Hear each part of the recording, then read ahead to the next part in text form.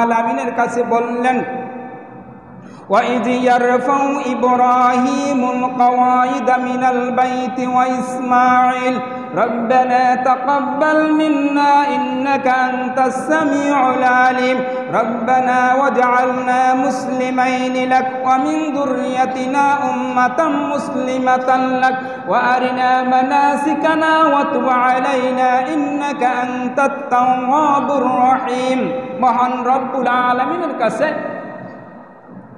পয়গম্বর ইব্রাহিম নবী আলাইহিস সালাম এই ফরিয়াদ করলেন। মহান রব্বুল আলামিনের কাছে বললেন, আল্লাহ, তোমার কাবাঘর নির্মিত হয়েছে, আমার পক্ষ থেকে তোমার কাছে একটা আরজি, আমার ছেলে ইসমাইলের বংশধর থেকে তুমি এমন একজন নবী পাঠাও দুনিয়ার ভিতরে, যেই নবী আসবে, আসার পরে কালেমার দাওয়াত দিবে, কোরআন তিলাওয়াত করবে, কোরআনের বাণী মুসলমানদেরকে শোনাইবে, হেদায়েতের বাণী শোনাইবে, শাহাদাতের বাণী শোনাইবে, এমন একজন নবী ইসমাইলের বংশ থেকে তুমি দুনিয়ার ভিতরে পাঠাও। মহান রব্বুল আলামিন এই কথাটাকে সেই দিন কবুল করে নিয়েছেন।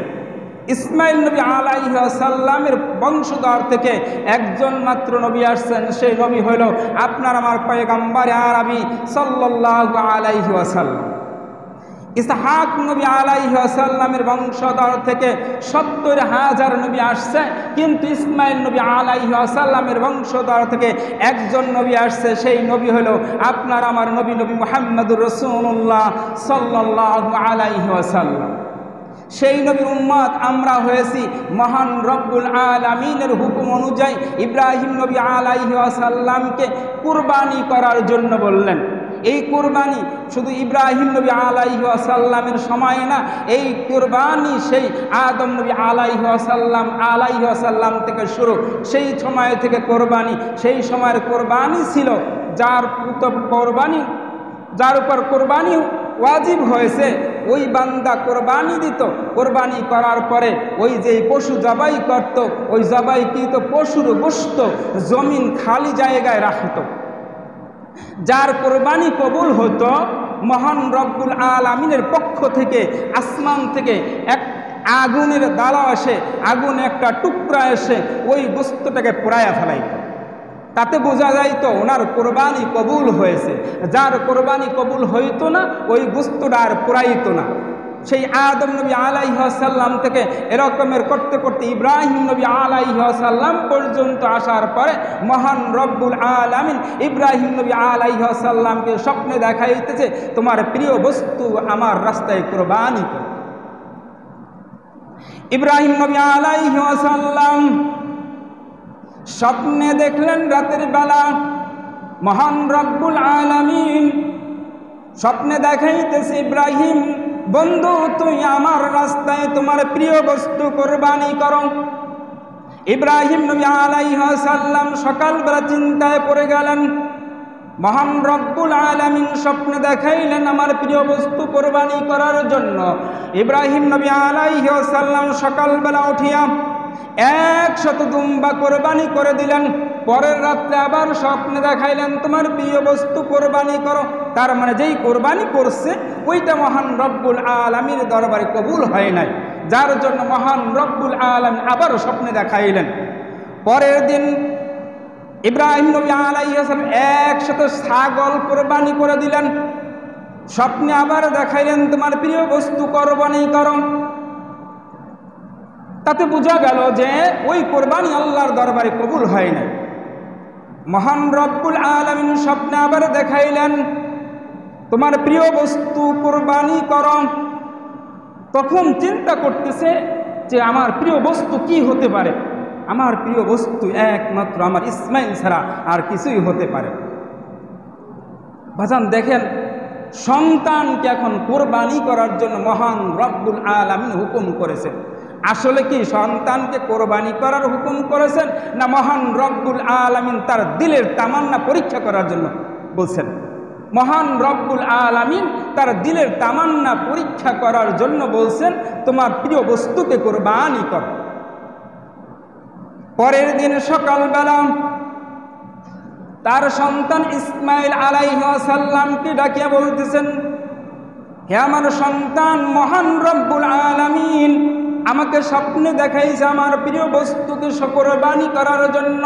আমি চিন্তা করে দেখলাম আমার প্রিয় বস্তু দুনিয়াতে ভিতরে সবচেয়ে তুমি হইলে আমার প্রিয় বস্তু, তোমাকে আমার আল্লাহর রাস্তায় কোরবানি করার জন্য বলেছে। ছেলে রাজি হয়ে গেছে, ছেলে রাজি হয়ে গেছে কোরবানি করার জন্য। ছেলেকে লম্বা ইতিহাস বাজান, ছেলেকে কোরবানি করার জন্য নিয়ে গেছেন। শয়তান পিছন থেকে তার মা হাজেরাকে ধোঁকা দিতেছেন, তার সন্তানকে ধোঁকা দিতেছেন। শয়তানের ধোঁকায় না পড়িয়া ইসমাইল আলাইহিস সালাম শয়তানের ধোঁকায় বলতেছেন, যা শয়তান, মা আমার আল্লাহর রাস্তায় কোরবানি হয়ে যাও। শয়তান না ভোগ পাইয়া ইব্রাহিম নবীকে ধোঁকা দিলেন, ইসমাইলকে ধোঁকা দিলেন, কারো ধোঁকায় পড়তে পারল না, কারোকে ধোঁকা দিতে পারলেন না। ইসমাইল নবী আলাইহিস সালামকে কোরবানি করার জন্য আল্লাহর পক্ষ থেকে যেইভাবে নিদর্শন আসছে, ইব্রাহিম নবী আলাইহিস সালাম কোরবানি দিলেন। কোরবানি করার জন্য নিয়ে গেলেন, কোরবানি করার জন্য হাত বাঁধলেন, চোখ বাঁধলেন, পা বাঁধলেন। কোরবানি করার জন্য যেই শুরু দিয়া যখন গলার উপরে পোষ দেওয়া শুরু করলেন, তখন মহান রব্বুল আলামিন ছুরিকে ডাক দিয়ে বললেন, হে ছুরি, ইসমাইল একটা পশম তুমি কাটবা। কিতাবের ভিতরে আসছে এই ছুরিটা এত ধারালো ছিল, যখন ইব্রাহিম নবী আলাইহিস সালাম এই ছুরিটা যখন ফিক মারল, একটা পাথরের উপরে পড়ার সঙ্গে সঙ্গে পাথরটা দ্বিখণ্ডিত হয়ে গেছে।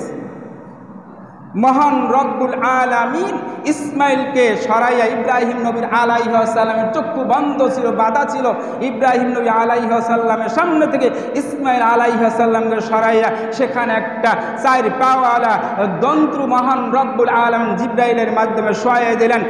ইব্রাহিম নবী আলাইহিস সালাম চক্ষু খুলিয়া দেখেন সেখানে একটা দুম্বা জবাই হয়ে গেছে। ইসমাইল আলাইহিস সালাম জবাই হয় নাই। মহান রব্বুল আলামিন এর থেকে আমাদেরকে শিক্ষা দেয়, তোমার প্রিয় বস্তুকে তুমি বান্দা আমার রাস্তায় কবুল কর, কোরবানি কর। বাজান, কোরবানি হলো ত্যাগ। কোরবানি এটা আরবি শব্দ, এটার বাংলা হলো ত্যাগ করা।